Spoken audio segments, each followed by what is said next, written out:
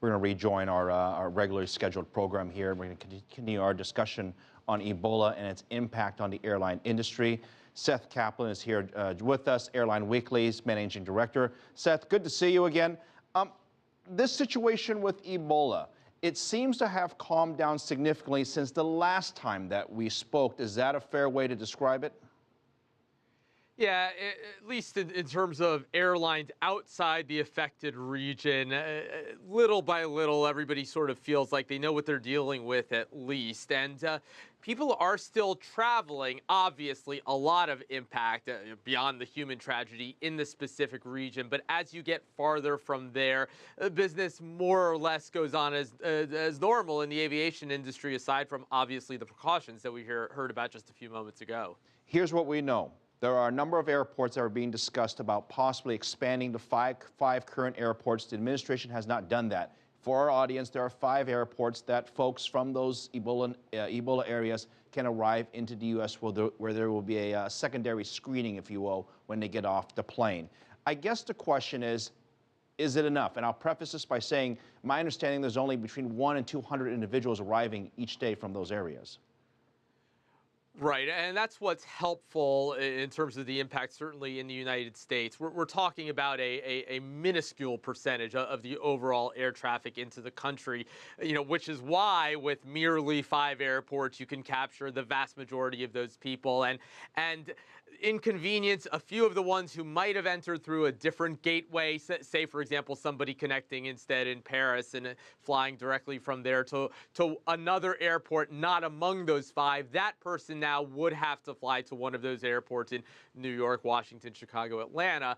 But as those people, I mean, we're talking literally maybe a couple dozen a day among the couple hundred who come to the U.S. in general. Look, I won't say which network, but a short time ago, that nurse that went on that Frontier flight, that made headlines across the United States. And there was a lot of, I won't say panic, but some serious concern about the sort of cleanliness of aircraft and if they're really capable of tracking people down who are on it. Now, I know they're still looking for some individuals. They've still got names and they've got lists, but it seems like that's calmed down. The question to you is, as a passenger, if I'm flying on a plane, do I have anything to worry about at this point? Of course, Phil, I'm an airline expert, not an infectious disease expert, but, sort of taking a cue from the people who know a lot more about the disease itself than I do and knowing what the airlines are doing. Absolutely. And in fact, rather impressive that U.S. travelers really seem to be taking this well. Airlines, as they've begun coincidentally reporting their quarterly earnings during the past week, an opportunity for analysts and journalists to ask them, has there been any impact? And they've said absolutely not in terms of domestic travel. Obviously, a lot of impact in terms of travel to the Ebola-stricken regions. Delta, in fact, reported earnings several days ago. Delta, by the way, the only U.S. carrier that actually had flights to that region a few times a week. One of the flights from New York to Accra in Ghana continued on to Monrovia in Liberia. So for them, a little more direct impact, but again, even that, a tiny percentage of what a giant airline does. This is something I was going to ask you kind of on the phone, but I'll do it right now on live television. That is, if you're sick and you're getting on a plane, you've got a fever, whether it's Ebola or any other disease or sickness you have, should you really be on that plane? I mean, should we be letting people who are sick on planes? It really is a judgment call, isn't it, Phil? And it's a good question. Asking people to police themselves. Now, that nurse, it's been, for example, who took that Frontier flight from Cleveland, been pretty widely acknowledged now that she shouldn't have been on that plane. But the rest of us, yeah, you have a cold, then it's communicable, and you know what? On an airplane, it's a little more easy to catch something than at other times.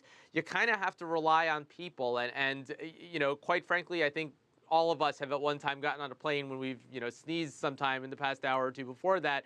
And you just have to use good judgment, and it's really hard to know where to draw the line. Certainly, anybody who's in a situation where they, absent the fact that they're traveling, should be seeing a doctor, well, they should be seeing a doctor, not getting on that plane. If you need to be seeing a doctor, I don't think you should be sitting in the aisle seat next to me, which I'll be in the middle row, of course. Exactly, Phil. Seth, I only have another minute here, but I want to talk about the long-term implications of this. I mean, we've got the short-term implications. It doesn't seem like it's so bad, whether it's on earnings or travel or capacity on airplanes. The airlines, they're fine. Longer term, as you look towards next year, if this situation remains the way it is right now, not significantly worse, but not significantly better, would there be a longer-term impact? No longer-term impact for the U.S. airlines in particular. Now, around the world, Emirates, actually, the giant airline from Dubai, has said that travel to Africa, not just the stricken regions, but even elsewhere in Africa, has been impacted because just the word Africa right now kind of conjures Ebola in some people's minds. In fact, travel from China, Emirates does a good business carrying people connecting in Dubai between China and Africa, and they said some of that has been impacted even in other regions. But globally, a lot of that demand just shifts elsewhere. Perhaps somebody's afraid to take a trip one place, but they go somewhere else. So if things don't get much worse, then not a lot of impact globally. If things do get worse, if there were to be, more of an outbreak outside those countries, obviously all bets would be off. Seth, good to see you. Seth Kaplan from Airline Weekly. Likewise, thank you very Phil. much live for us in Florida on the impact of Ebola on airlines.